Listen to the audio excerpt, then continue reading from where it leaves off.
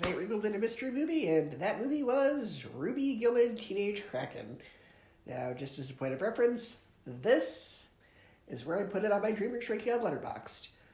No, your eyes do not deceive you. I legitimately think this movie is worse than either of the Boss Baby movies.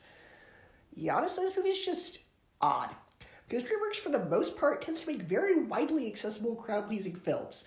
There's exceptions to that. Boss Baby, Trolls, those are very clearly made for little kids. And even then, I kind of like Trolls. But this is a very specific age group and audience that I am not part of. Now, I compare this to the sequel to Spirit. The first Spirit movie was widely accessible, a Western told from the perspective of a horse. And then they did the sequel, which was a movie for girls who are into horses and not really anybody else. And this is a movie where I frankly have no idea who the audience for it is supposed to be. It's too mature for younger kids, but teenage girls and adults will probably find it too childish. The movie's loud and annoying, and the pacing is way too fast to let the audience process anything. Now, I have really bad ADHD, so when I'm saying that the movie moved too fast for me, it really moved too fast. And it's frustrating, because this is the first original movie we've gotten from DreamWorks in a long time. It's not based on a book, it's not based on a show, it's not a sequel, and I want to reward them for their originality, but the execution of this idea really missed the boat. And it's a shame, because it seems like there could be some really fun ideas here. DreamWorks is no stranger to shark-biting satire.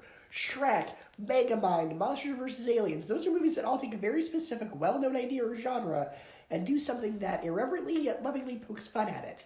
They could have had so much fun poking fun at mermaids. I mean, they obviously made the mermaid villain in this look like Ariel, and I'm sure it's not a coincidence that this is coming out around the same time as Disney's Little Mermaid remake. But instead of that, instead of getting something really clever and really sharp and really irreverent, we just get this very safe, teenager turns into a monster as a metaphor for her going through puberty story. Yeah, this is another version of Turning Red. This is another version of Teen Wolf. It's that story again. As soon as that happened, I clocked out. This just was not for me. The jokes aren't even that good. There were only like one or two jokes that were mildly funny. But again, DreamWorks has proven when they want to do something really funny, really heartfelt, they can. But this one feels like the bare minimum of effort. And I'm thinking, well, how are kids going to think of this? Well, I'll tell you this. These movies tend to be pretty packed. It wasn't even that packed in the theater. And there was a guy a few rows ahead of me on his phone. People behind me on their phones. So most of the theater was on their phones. And even the kids weren't even reacting to this movie. So yeah, it's not going to be a crowd pleaser.